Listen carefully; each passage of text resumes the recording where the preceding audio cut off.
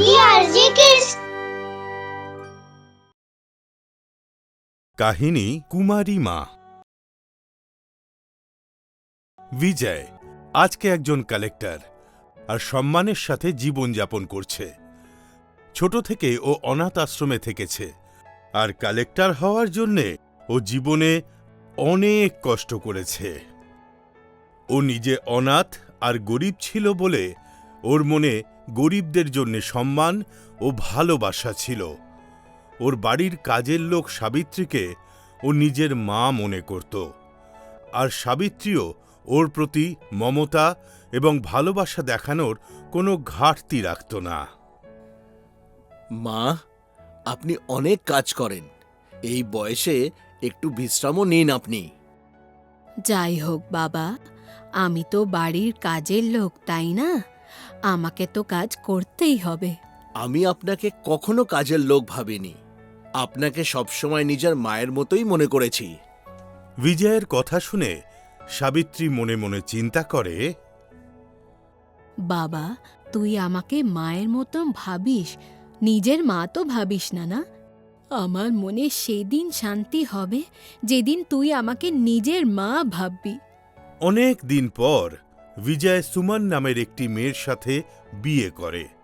আর সুমন বাড়ি আসার পর সাবিত্রী ওর সাথে নিজের বৌমার মতো ব্যবহার করার চেষ্টা করে, যেটা সুমনের একদম পছন্দ ছিল না। দেখুন মাসিমা, আপনি কাজের লোক, তাই কাজের লোকের মতোই থাকুন। আমাকে নিজের বৌমা বানানোর একদম চেষ্টা করবেন না। আরে, তাতে কি হয়েছে সুমন? ইনি বয়স্ক মহিলা আর আমি ওনাকে নিজের মায়ের মতো মনে করি। সেসব ঠিক আছে, কিন্তু একটা কাজের লোককে আমার নিজের শাশুড়ি মানতে একদম মন মানে না। তো ঠিক আছে, আমি তোমাদের দুজনের বাড়ির কাজের লোক হয়ে থাকব, কিন্তু তোমরা দুজন খুব ভালো থাকো। সেদিন থেকে সাবিত্রী হতাশ আর দুঃখী দুঃখী থাকে। কিন্তু বিজয়ের প্রতি ওর ভালোবাসা আর মমতায় কোনো খামতি আসে না। সুমন সাবিত্রীর এই ব্যবহারও পছন্দ করে না, সেই জন্যে ওর মনে সাবিত্রীকে নিয়ে গভীর ঘৃণা তৈরি হয়। আরে বাবা বিজয়, এই দেখো, আমি তোমার জন্য স্পেশাল পায়েস বানিয়েছি, একটু খেয়ে দেখো বাবা। আমি খেয়ে দেখেছি মাসিমা, আহামরি কিছু হয়নি। কালকে আমি রান্না করব, আপনি ওই ধোয়া মোছার কাজ করে নেবেন, ঠিক আছে? সুমনের কথা শুনে সাবিত্রী এবং বিজয় দুজনেই চুপ হয়ে যায়। তারপর থেকেই সুমন সাবিত্রীকে বাড়ি থেকে বার করার জন্যে উঠে পড়ে লাগে। তোর ব্যবস্থা আমি করেই ছাড়বো বুড়ি, দেখি আর কতদিন ওনার মা সাজার চেষ্টা করিস। ওই দিন থেকে সুমন সাবিত্রীকে আরও বিরক্ত করার চেষ্টা করতে থাকে। তারপর একদিন সাবিত্রী নিজে থেকেই ওই বাড়ি ছেড়ে চলে যায়। কিন্তু বাড়ি ছাড়ার পরও সাবিত্রী বিজয়ের কথা চিন্তা করা ছাড়ে না। ও রোজ ওদের বাড়ির সামনের রাস্তায় দাঁড়িয়ে থাকত এবং যেতে আসতে বিজয়কে দেখত। এরপর একদিন হলো কি, আপনার সাহেব কেমন আছে বাবা? একদম সুস্থ সবল আছে তো? হ্যাঁ, সব ঠিকঠাক আছে। আর ওনার স্ত্রী? হ্যাঁ হ্যাঁ, উনিও ভালো আছেন। খুব ভালো কথা বাবা। ঈশ্বর যেন ওদের দীর্ঘায়ু দিক, যেন আমার আয়ুও দেয়। এই বলে সাবিত্রী ওখান থেকে চলে যায়। আর এর কয়েকদিন পর ওই অফিসার বিজয়কে সাবিত্রীর কথা বলতে গিয়ে বলে, সাহেব, ওই সাবিত্রী রোজ দূর থেকে দাঁড়িয়ে দাঁড়িয়ে আপনাকে দেখতে থাকে আর আপনি কেমন আছেন সেটাও জিজ্ঞেস করে। এটা কি বলছো তুমি? হ্যাঁ সাহেব, আমি একদম ঠিক বলছি। কোনো কাজের লোক এরকম কখনো করবে না। নিশ্চয়ই ওর আপনার সাথে কোনো গভীর সম্পর্ক আছে সাহেব। এই শুনে বিজয়ের মন ব্যাকুল হয়ে যায়। আর ও, সত্যি তো এটা ভাববার বিষয়, ওনার সাথে তো আমার কোনো সম্পর্কই নেই, তাও আমার প্রতি ওনার এত টান কেন? এর পেছনে কোনো কারণ নেই তো? এই ভেবে বিজয় সেই অনাথ আশ্রমে যাওয়ার সিদ্ধান্ত নেয় যেখানে ও মানুষ হয়েছে। ওখানে পৌঁছে ও আশ্রমের চালকের সঙ্গে দেখা করে। আপনি কি আমার মায়ের বিষয়ে কিছু জানেন আশা দেবী? যদি জানেন তাহলে আমাকে বলুন প্লিজ।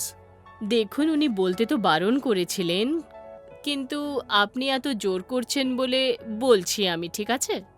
হ্যাঁ হ্যাঁ, বলুন প্লিজ। আপনার মা বেঁচে আছেন।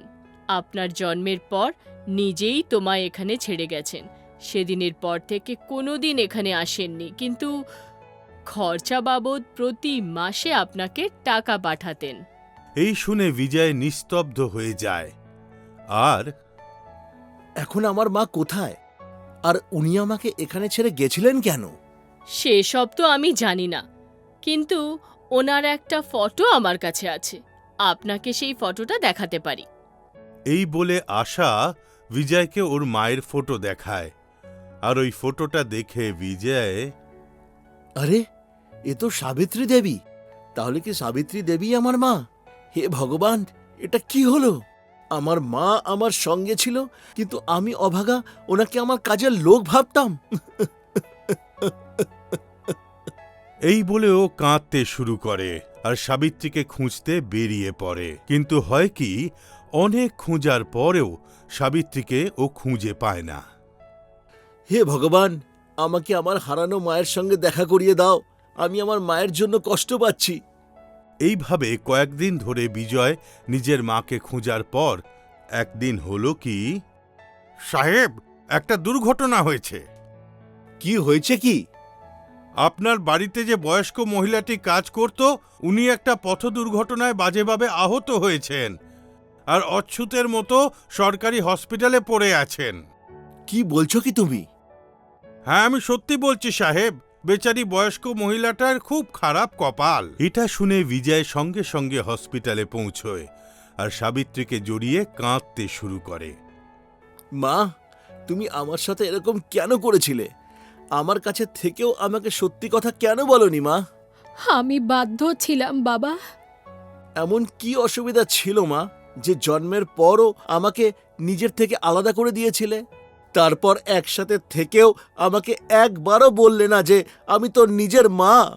বারবার বিজয় একই প্রশ্ন করায় সাবিত্রী ওকে সব সত্যি কথা বলতে বাধ্য হয় আর ওকে বলে, আমি বিয়ে না করেই মা হয়েছিলাম, আর তাই জন্য তোকে নিজের মনের একটা অংশকে নিজের থেকে আলাদা রাখতে হয়েছে।